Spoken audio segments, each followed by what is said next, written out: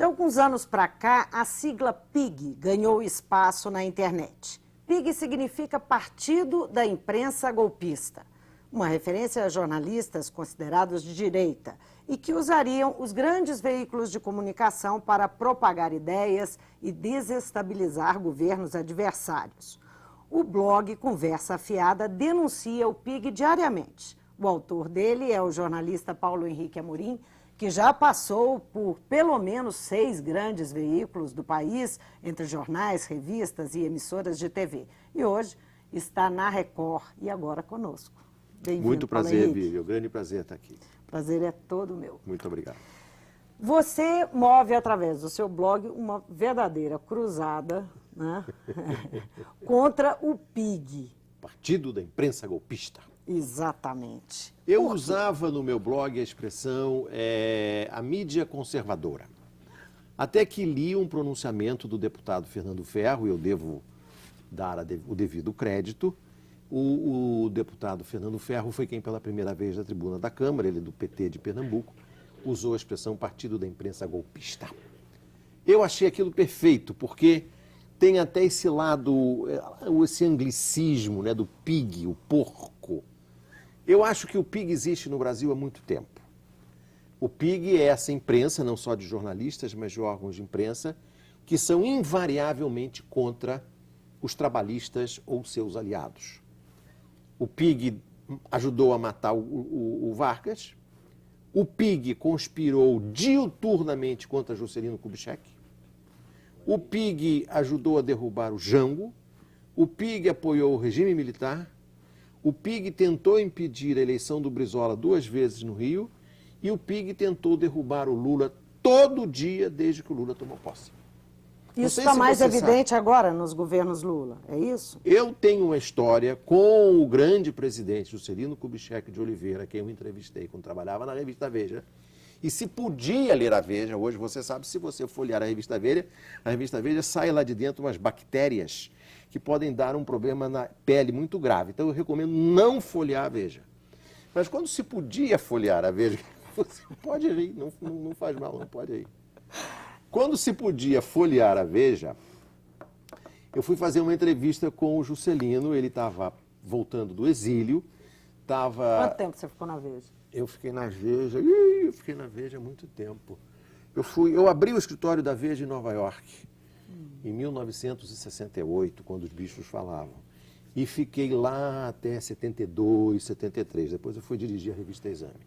Você falava do Juscelino. Então eu fui entrevistar o Juscelino, que estava exilado, me recebeu numa salinha muito modesta, no banco do genro dele, o então genro dele, o Baby, casado com uma das filhas, daqui a pouco eu me lembro.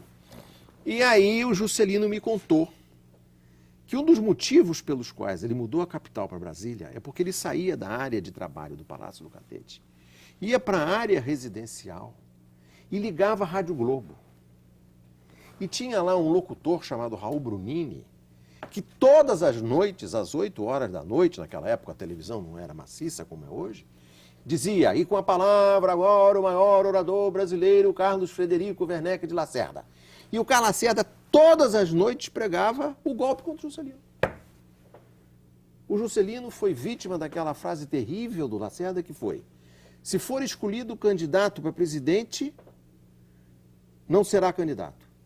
Se for candidato, não será eleito. Se for eleito, não tomará posse. Se tomar posse, não governará. Agora, pode-se dizer que hoje trabalha-se do mesmo jeito? Tem um pouco mais de sutileza? Nenhuma sutileza? É a mesma coisa. Só que a diferença é que naquela época tinha Carlos Lacerda, que era um gênio do mal.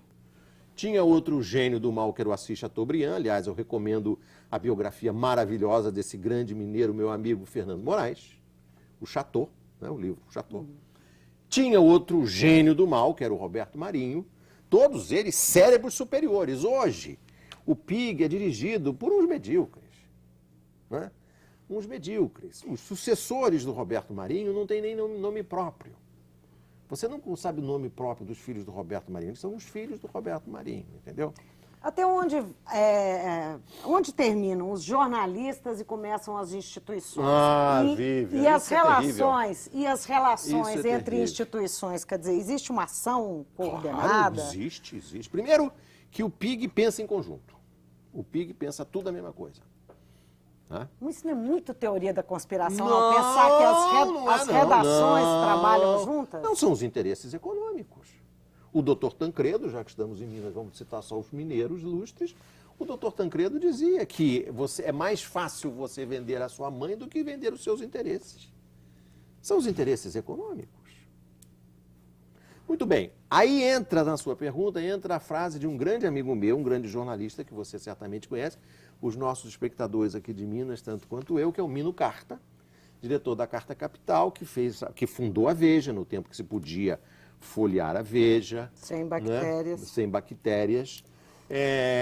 Ele fez o Jornal da Tarde, fez a revista Isto É, revista Senhor e agora dirige a revista Carta Capital. Ele diz o seguinte, que os jornalistas brasileiros são piores que os seus patrões.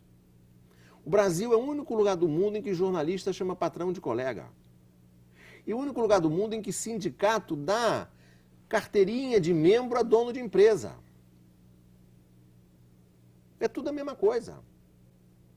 E houve uma coisa terrível na nossa profissão, é que se criou essa maldita obrigatoriedade, só pode ser jornalista quem tiver diploma de jornalista, o que é um embuste, porque você sabe tanto quanto eu, não precisa de diploma nenhum para ser jornalista. Precisa saber português, ter lido Machado de Assis, os sonetos líricos de Camões, né, a lírica camoniana, as 4 operações e mais nada. É isso que precisa fazer, o resto tudo a gente aprende com a vida. É melhor estudar história, filosofia, matemática, filosofia. Você é sociólogo? Eu sou sociólogo, que é uma profissão inútil, só serve para ser presidente da República. É o caso do Fernando Henrique Cardoso. Como eu não quis ser presidente da República, eu fui ser jornalista. Então, essa obrigatoriedade criou, eu vou citar um outro mineiro ilustre, criou uma barreira de classe. O Mauro Santayana, que diz isso, outro grande jornalista mineiro. O Mauro me diz sempre isso, Paulo Henrique, o diploma não deixou entrar pobre na redação de jornal. Não deixou entrar negro na redação de jornal. Mas com o salário que o jornalista costuma ganhar, o jornalista não tem que pegar o ônibus, tem vida de pobre, né? Não, mas para poder estudar na faculdade tem que ter o dinheirinho para entrar na faculdade, para poder passar, para poder entrar no jornal. Depois, se ele não ganha bem, é porque ele não é bom jornalista. Você, por exemplo, deve ganhar muito bem. Agora, entendeu? Agora, tem que ter o diploma e para ter o diploma tem que entrar numa faculdade particular. E aí fechou a porta para o pobre, para o excluído, para o negro, paraná. Quem diz isso é o Mauro Santayana, que você sabe quem é, que é um grande jornalista mineiro. Uhum. Mas eu queria falar mais do PIG. PIG. O PIG tem um manual no Conversa Fiada, Tem um manual no seu do PIG, blog, não é? Que eu já li o manual. É muito interessante, eu recomendo, é muito divertido o manual, mas vai além do divertido. Exatamente. Tudo tem que ser, por isso que eu sou fã do Aparício Torelli, do Barão de Tararé, e sou membro dessa nova instituição que está sendo criada aí, que é um movimento a favor da mídia independente, para reunir esses blogueiros que sofrem tanto, Barão de Tararé. Né? Tem que ter humor, não adianta você ser só mal-humorado e reclamar, tem que ter graça, né? PIG, por exemplo, é engraçado, né? Você chamar o Roberto Marinho de PIG. Os blogueiros estão se organizando, então. Estamos nos organizando. É a luta de Davi contra Golias, mas como você sabe, a gente ganha, né? Ué, Davi ganha de Golias. O PIG está sendo... Bom, pode repetir a história, né? Mas o PIG está sendo tratado como decadente, como... Existe até... fadado a acabar. Há quem nos Estados Unidos já tenha marcado a data em que será impressa, em que será feita a última edição impressa do New York Times. O jornalismo impresso está perto do fim. Precisa saber agora como que esse jornalismo vai se metamorfosear na internet. Porque esse jornalismo que está aí, impresso, do jeito que é hoje, caput. A Folha está apresentando aí uma proposta, pelo menos fazendo propaganda dela, eu vou te falar de que o que está escrito no papel está na internet, é por aí. Olha aqui, E vai sobreviver antes assim? de vir conversar com você igual aqui, no papel e na internet? antes de conversar com você, eu estava no Twitter. E vi, eu sigo o New York Times, e vi lá que tem um novo hit no YouTube, que é um vídeo para salvar o Galvão. Diante da terrível campanha Cala a Boca, Galvão, apareceu um vídeo gaiato, como se fosse assim o National Geographic, para salvar o Galvão.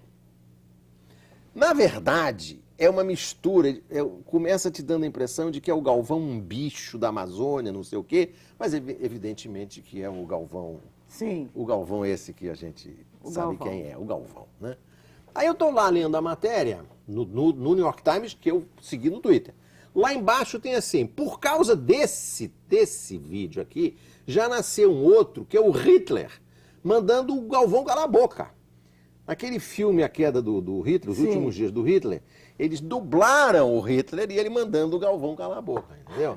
Então, você veja... Já foi usado para outras já coisas. Já foi usado para outro... É isso, no meu blog você viu lá. É. Então, você veja a rapidez dessa comunicação. Sai lá no New York Times de manhã uma notícia de que no Brasil estão gozando um camarada... Aí procuraram saber quem era esse que, segundo o New York Times, tem uma vocação irrefreável para dizer o óbvio, o que irrita os espectadores, querem ver o jogo de futebol, não querem saber das ideias dele. Eu, por exemplo, troco todas as ideias do Galvão por uma caixa de fósforos usados. Para mim é tudo igual. Outro dia, por exemplo, no jogo contra a Coreia do Norte, ele ficou discutindo meia hora sobre o cordão umbilical do Michael. Você viu o jogo pela Globo? Não, metade da narração era sobre o cordão umbilical do Michael. Pai, citou o pai, que guardou o cordão dos outros, é uma coisa inacreditável. Muito bem, veja a rapidez das coisas. New York Times, Hitler, blá, blá, blá, isso tudo já está visto. Eu já vi isso tudo agora. Você acha que eu vou amanhã ver a Folha para tratar desse assunto? Não tem áudio, não tem vídeo. Tem a história do botão, né? Que os adolescentes chegam assim, abrem o jornal, olham e falam assim, onde que é o botão do esporte? É isso aí.